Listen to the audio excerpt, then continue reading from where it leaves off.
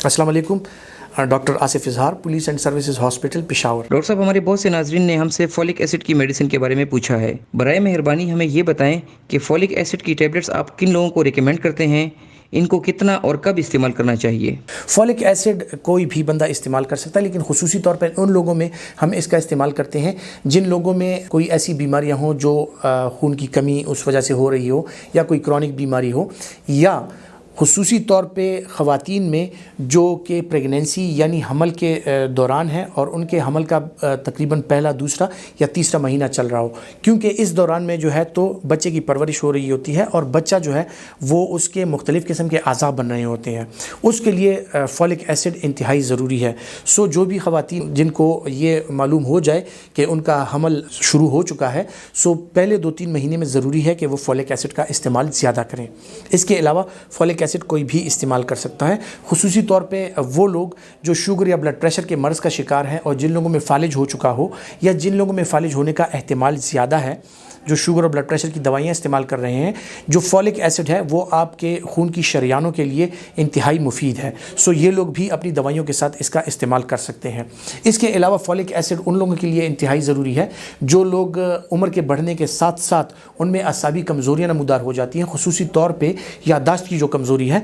उसके लिए जो है फॉलिक एसिड का इस्तेमाल इंतहाई ज़रूरी है, जिससे आपके आसाब की रगें और आपका दिमाग जो है वो तरोताज़ा फ्रेश रहता है और आपकी याददाश्त अच्छी रहती है। इनके अलावा कुछ मुख्तलिफ़ मेडिकेशंस ऐसी हैं जिनमें सिर्फ एक जुज़ की बजाय मुख्तलिफ़ किस्म के अज्जा होते हैं जो उसके पैक पे दर्ज होती हैं, जिस तरह के आयरन के साथ बी कम्प्लेक्स का होना, मिनरल्स का होना, उसके अलावा मल्टी वाइटामिन्स का होना, वो जो है तो अज्जा मुख्तलिफ़ हो सकती हैं। उनका इस्तेमाल जो है वो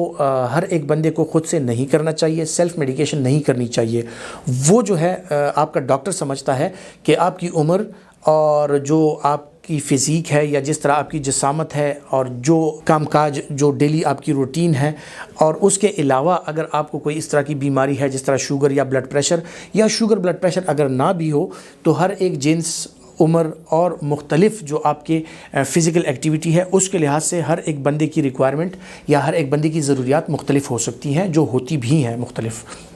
सो उसके लिए आपका डॉक्टर बेहतर समझता है कि आपको किस वक्त और किस मल्टीविटामिन या एंटीबायोटिक या पेन किलर या इस तरह की दवाइयों की ज़रूरत है, क्योंकि दवाइयाँ तो हर एक समझता है कि ये पेन की दवाई है, ये जो है एंटीबायोटिक है, या ये जो है ताकत की दवाई है और वो ली जा सकती है, लेकिन सिर्फ आपका डॉक्टर बेहतर समझता है कि कौन सी दवाई किस वक्त लेनी है, किस को लेनी है और किस वक्त नहीं लेनी। सो इसके लिए ज़रूरी है कि आप जो भी दवाइयाँ इस्तेमाल करें अपने डॉक्टर से मशवरा करें, भले वो आपको नॉर्मल ताकत की दवाई भी लग रही हो, लेकिन कुछ दवाइयाँ ऐसे हैं जो बाज़ औक़ात किसी बंदे के लिए नुकसानदेह भी हो सकती हैं। सो डॉक्टर से मशवरा ज़रूरी है।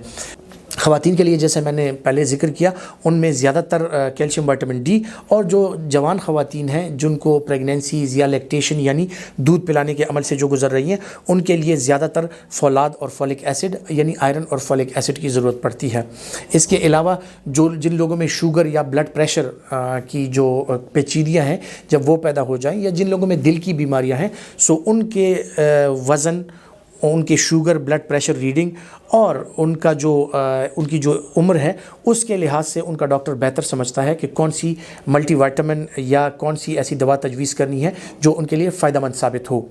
मल्टीविटामिन के साथ साथ यानी दवाइयों के साथ साथ जो अक्सर औक़ात मैं ज़िक्र करता हूँ जो कि इंतहाई ज़रूरी है, वो ये है कि आप अपनी खुराक का ख्याल रखें, क्योंकि यही फौलाद, यही वाइटामिन्स और यही मिनरल्स आपको इंतहाई मुनासिब मिक़दार में और अच्छी मिक़दार में आपकी साफ़ सुथरी खुराक जो कि फल, सब्ज़ियों, गोश्त, चिकन और मछली, अंडे, दूध, दही, लस्सी, पनीर वगैरह इस पे मुश्तमिल हो। सो जो लोग इन चीज़ों का जिनका मैंने ज़िक्र किया अगर मुनासिब इस्तेमाल करते हैं, मुनासिब मिक़दार में, मुनासिब वक्त पे उसका इस्तेमाल करते हैं, सो उन लोगों को अक्सर औक़ात दवाइयों की ज़रूरत भी नहीं पड़ती। दवाइयों और ख़ुराक के अलावा जो एक बहुत ज़रूरी बात है जो आप सबको मैं बार बार अपने तज़किरों में उसका ज़िक्र कर चुका हूँ, वो ये है कि वर्जिश का एहतमाम बहुत ज़रूरी है, चाहे वो थोड़े वक्त के लिए हो, अगर रोज़ाना की बुनियाद पर ना हो, हर दूसरे तीसरे दिन, लेकिन कोशिश कीजिएगा कि अपने वर्जिश के लिए, अपनी बदन की नशोनुमा के लिए आप ज़रूर अपनी मसरूफ़ियात में से वक्त निकाल कर और कुछ अपनी सेहत के बारे में ज़रूर सोचिए। فولک ایسڈ کے اگر اس کی ڈوز کی بات کی جائے کہ فولک ایسڈ کتنا لینا چاہیے وہ بہت ضروری ہے. فولک ایسڈ جو ہے جو آج کل بازار میں فولک ایسڈ کی مختلف قسم کی جو نارمل فولک ایسڈ ہے اس کی گولی 5 ملی گرام کی ملتی ہے. سو یہ فولک ایسڈ 5 ملی گرام کی ایک گولی آپ کے 24 گھنٹے کے لیے کافی ہے. سو دن میں ایک ہی گولی اگر استعمال کی جائے فولک ایسڈ کی سو وہ اچھا ہے. اس کا استعمال آپ کو مناسب مقدار میں فولک ایسڈ مہیا کرتا ہے. جن لوگوں میں کوئی اور بیماریاں ہوں جس طرح کے جن لوگوں میں بلڈ پریشر یا اس شوگر کے ساتھ ان کی شریانوں کا کمزور ہونا ہے ان میں تقریباً 1 سے 2 ملی گرام جو فولک ایسڈ ہے روزانہ کے حساب سے وہ کافی ہے. لیکن خصوصی طور پہ جو حمل والی خواتین ہیں ان کے لیے کم از کم 5 ملی گرام فولک ایسڈ کی ڈوز روزانہ کے لحاظ سے پہلے 2-3 مہینے حمل کے دوران وہ بہت ضروری ہے. فولک ایسڈ کا استعمال دن کے کسی بھی حصے میں کیا جا سکتا ہے لیکن اگر آپ کو رات کو سوتے ہوئے اس کا کھانے کے بعد فولک ایسڈ کی ایک ٹیبلٹ لے لیں تو یہ کافی ہے. جو میڈیکیشنز رات کو ایک ٹائم لینی ہوتی ہیں اور جن کو زیادہ عرصے کے لیے ان کا لینا درکار ہو لوگوں کو جس طرح کے کچھ مہینوں کے لیے یا کچھ ہفتوں کے لیے سو اس کے لیے بہتر جو ٹائم میں سمجھتا ہوں وہ رات کا ٹائم ہے. کیونکہ اکثر اوقات جو ایکٹیو لوگ ہوتے ہیں وہ صبح کو آفس جانا ہوتا ہے یا اس طرح اپنے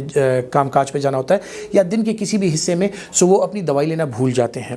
سو ماں سوائے ان دوائیوں کے جن کا استعمال آپ رات میں نہیں کر سکتے جو نارمل دوائیاں ہیں جس طرح فولک ایسڈ وغیرہ یہ آپ رات کو استعمال کر سکتے ہیں. کیونکہ رات کو سوتے وقت جب آپ بستر پر جاتے ہیں سو اس کے بعد آپ کو اور کوئی کام نہیں کرنا ہوتا تو آپ کو یہ وقت آسانی سے یاد رہتا ہے کہ اس وقت میں نے اپنی ایک گولی لینی ہے جو کہ آپ آرام سے لے سکتے ہیں اور اس میں بھولنے کا احتمال بہت کم رہتا ہے.